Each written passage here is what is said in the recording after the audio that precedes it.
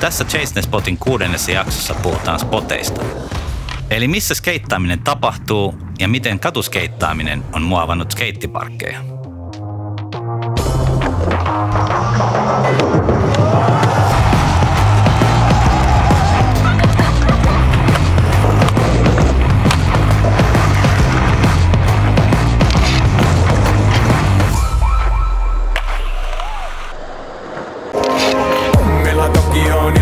Paineita, naula ranit ilman lisäaineita. Johta paikkaa, johta sitä paikkaa. Trikellä ei väli, mutta tyylillä raidaa. Katsokaa mikä kätsillä! Chase the Spot-ohjelmassa seurataan Suomen skeittimaajoukkuetta olympiakarsintakilpailuissa. Samalla selvitetään skeittaamisen hienoudet ja outoudet. Tässä jaksossa maajoukkue osallistuu street-skeittaamisen maailmanmestaruuskilpailuihin São Paulossa.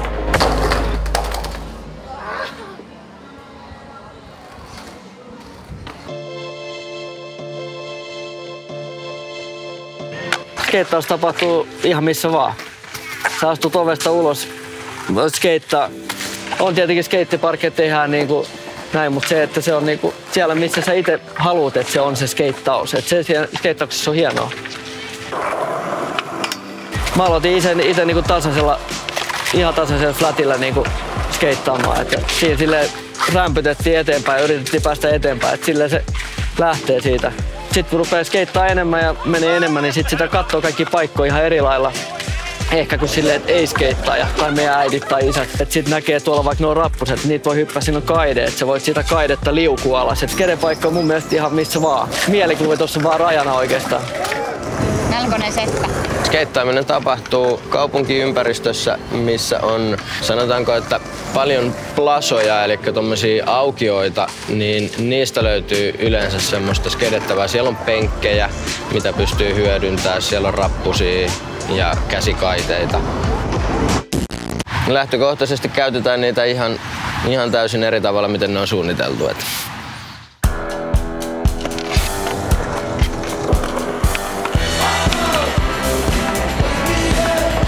Kun lähdetään miettimään itsekin, kun haluaisi lähteä kuvaamaan ja skeittaamaan, niin aina tulee se ongelma, että iskee tenkkapoja on sillain, että no mitäs kaikkea täällä nyt on. Mutta se kertoo myös siitä, että täällä on aika tosi paljon spotteja. Mutta jos mä kuulen tai näen, että on tullut joku uusi mesta, missä on niin kuin mahdollisesti potentiaalisesta skeitattavaa, niin kyllä mä käyn heti tarkastamassa sen, että miten sitä voi skeitata, voiko sitä skeitata ja mitä siihen voi tehdä. Eli koko ajan on silmät auki ja koko ajan katsotaan, että olisiko tuolla jotain. Ja sitten varsinkin, jos ei ole vaikka mitään tekemistä, niin mä luulen, että aika moni skedejä siis lähtee vaan käppäilemään ja katsomaan ja etsimään niitä spotteja. Eli toi on niin täynnä mahdollisuuksia, mutta kaupunkisuunnittelu olisi hirveän mielenkiintoista. Ja siis mä toivon, että myös niin kun skeittareita päätyy niin kun sille alalle ja pääsee vaikuttaa asioihin.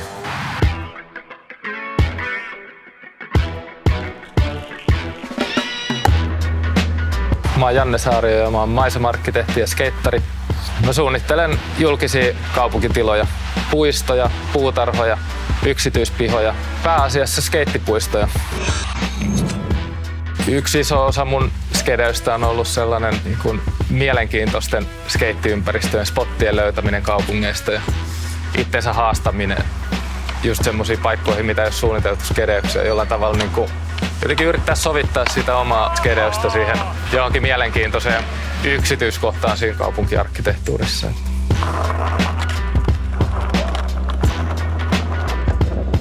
Niin kuin muilla urheilupaikoilla siellä on niin kuin vuorot seuroille ja näin poispäin. Skeittipuisto on niin kuin kaikille avoin ja vapaa paikka tulla milloin tahansa sinne. Ja muutenkin alueen nuoret niin kokee sen skeittipuiston semmoiseksi hengailupaikaksi. Eli jotenkin se ilmapiiri on aika vapaa, sinne on kiva tulla.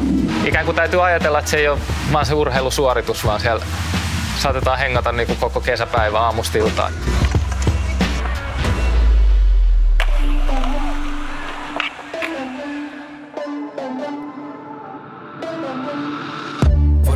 Me ollaan karsintaraneja vetämässä ja Street League Skateboarding. Skeittipuiston suunnittelussa on kaksi linjaa, ainakin mulla.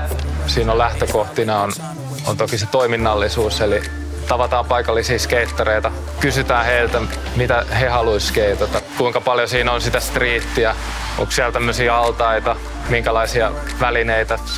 Tulee yleensä semmoinen pitkä toivelista. Sitten on se toinen puoli on se, että mitkä ne on ne fyysiset realiteetit, mitä siihen mahtuu tehdä, minkälainen budjetti on ja sitten tavallaan se, että miten se istuu siihen ympäristöön. Eli jonkinlaisia semmoisia skeittareiden unelmia ja haaveita pääsee toteuttaa ihan konkreettisesti suunnittelemalla ja sitten lopulta näkee, kun ne rakennetaan, niin se on silleen tosi palkitsevaa tässä mun ammatissa.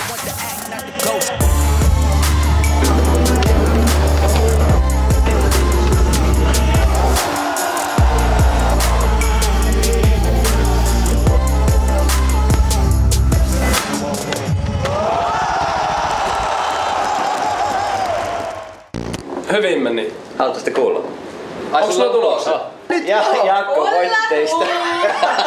Mä en päässyt yhtään temppua, Onni pääsi kaikki temput ja mä olin listoa parempi.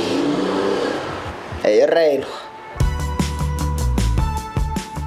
Juurikaan mä en skeitannut missään skeittipuistoissa, niin skeittipuistot miellettiin semmoisiksi harjoituspaikoiksi, aidatusalueiksi, minne laitetaan skeittarit vaan sitten pois niinku oikeilta spoteilta. Ja kaupunkispotit, niin niitä ei ole koskaan suunniteltu skeittaukseen, vaan niinku skeittaus joutuu löytää sen tavan sulautua siihen ympäristöön. Skeittaus on niinku alisteisessa asemassa. Sitten taas skeittipuistot, ne on helposti niin, että skeittaus itsessään on se mikä tavallaan sit sanelee sen arkkitehtuurin. Tällainen paikka, missä miehekäs puuli ja vielä miehekämpi minirampu. Parkeissa sit kaikki mitä me nähdään, niin nehän juontaa juurensa sieltä streetiltä ja niiltä plasoilta ja kaduilta niin kun, ja sisäpihoilta. Eli ne on tehty vähän smoothimmaksi ja ne on tehty vähän ehkä matalammaksi. Ne on tehty niin kuin sillä, että se käyttö on helpompaa ja ehkä jopa vähän turvallisempaa ja mieluisampaa niin kuin opetella. Siis kyllä, ainakin tässä parkissa on niin kuin mun mielestä hienosti tehty tää. Just, että täällä on näitä kurbeja, mitä tuolla kadultakin löytyy ihan luonnostaan. Ja täällä on näitä kaiteita, on tuollaisia pieniä bänkkejä ja erilaisia korokkeita ja kaikenlaisia muotoja, niin kyllä niitä tuolta kadulta löytyy.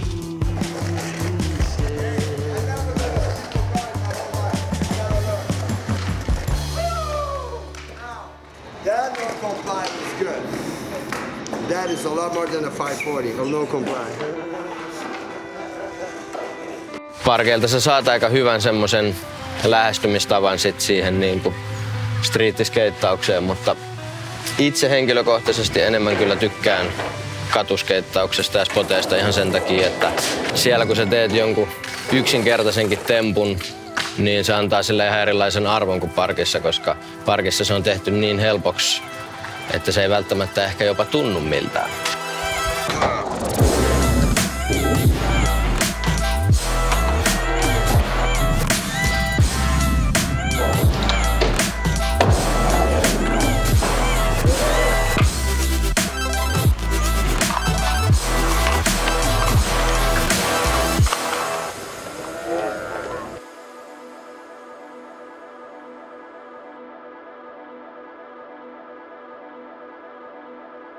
Täällä on tosi paljon kodita. Tuntuu ihan typerältä skeneitä, kun näkee jotain semmoista. Tai jotenkin se oma tekeminen tuntuu ihan hirveän tyhmältä niin ton kaiken sivussa.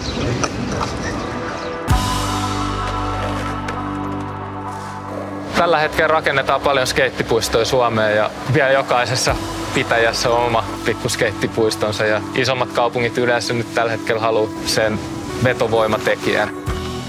Suomessa ja pääkaupunkiseudulla on tosi hyvin parkkeja ja niitä tulee koko ajan lisää, mikä on hienoa. Siinä on vähän semmoista, että parkit on aika samanlaisia, mutta sitten taas toisaalta kun niitä on ripoteltu ympäriinsä, niin ei ole tietenkään koko ajan samoja käyttäjiä. Usein siihen sit vaikuttaa se ympäristö ja se sijainti, mihin se skeittipuisto laitetaan. Eli harvemmin niistä tulee ihan samanlaisia identtisiä tai mitään, vaikka skeittareilla olisikin aika samanlainen maku niiden puistojen suhteen. Koska skeittipuistoista tulee näiden nuorten lapsuusmaisemaa, niin tavallaan toivoisin, että jollain tavalla se liittyisi siihen ympäristöön ja siinä olisi joku oma jippo tai semmoinen muistettava asia. Mutta toki ainakin itse pidän mielessä, että yrittäisi luoda semmoisia jotenkin uniikkeja skeittipuistoja. Sitten niille paikallisille tulisi semmoinen tunne, että heillä on jollain tavalla ainutlaatuinen skeittipuisto, joku mistä he voivat olla ylpeitä tai loisi semmoista paikallisidentiteettiä kanssa. We got our hearts and our souls into this shit. We love it. Mä en kaatumista pelkää ja tää laji on opettanut mua kaatua. Kaatuminen on mun mielestä hyvin olennainen osa lajia.